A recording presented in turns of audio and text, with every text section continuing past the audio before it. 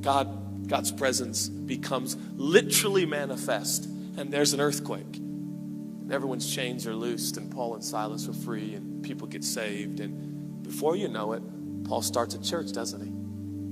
He starts a church in Philippi. Some 10 to 12 years later, he gets a gift from that church he started. A church that came from a song in a prison submerged in sewage. He sang, he celebrated in that moment. Things broke open because a man truly believed that God was always with him. A church was planted. It grows big enough, large enough, healthy enough that Paul is in need of resource and finance. That church, 10 to 12 years later, sends an extraordinary gift to Paul. Paul is overwhelmed by their financial gift and their financial support, and he writes a letter we now call Phillipians. And 10 to 12 years later, guess what Paul writes? Guess where Paul is? He's in another prison. Now, if I'm 10 to 12 years removed from one of the most horrible situations I could imagine, I'm a germphobe, okay, people? I can't imagine anything worse than being without my clothes in a prison in sewage. It's about the lowest point for me. 10 to 12 years later, not a lot has improved in terms of Paul's situation. It should be noted, he's not in sewage. Great. And I think he's got his clothes on.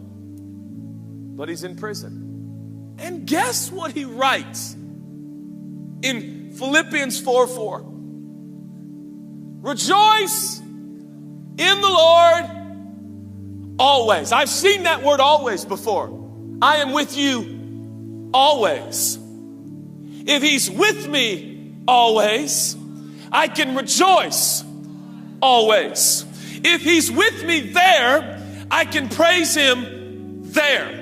If he's with me here, I can rejoice here. As long as he's with me, there's hope. As long as he's with me, I've got the majority. As long as he's with me, he's going to see me through. As long as he's with me, he's not going to walk out on me.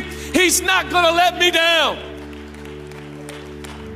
Rejoice in the Lord always. And then Paul says, wait, I'm going to say it again. Rejoice. Paul, you've had nearly 12 years and you're almost in the same predicament, buddy. Yeah.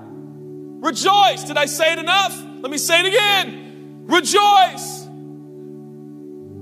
What is Paul so pumped about? Let's be honest. Do you think Paul was literally pumped that he's in prison? No. And the Bible never says you have to be pumped about your bills or pumped about some sickness you're fighting and resisting. I'm not pumped about my ear infection. That's not what we're pumped about. But what I'm rejoicing in is his promise, his presence.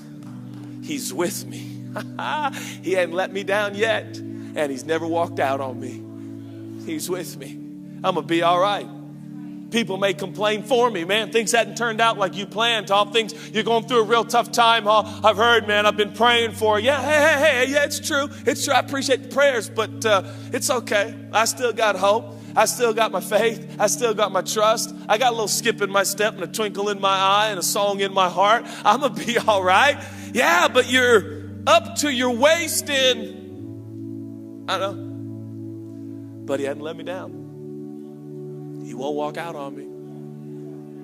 He's a God who can come up with earthquakes and all kinds of stuff to get me out of the craziest of situations.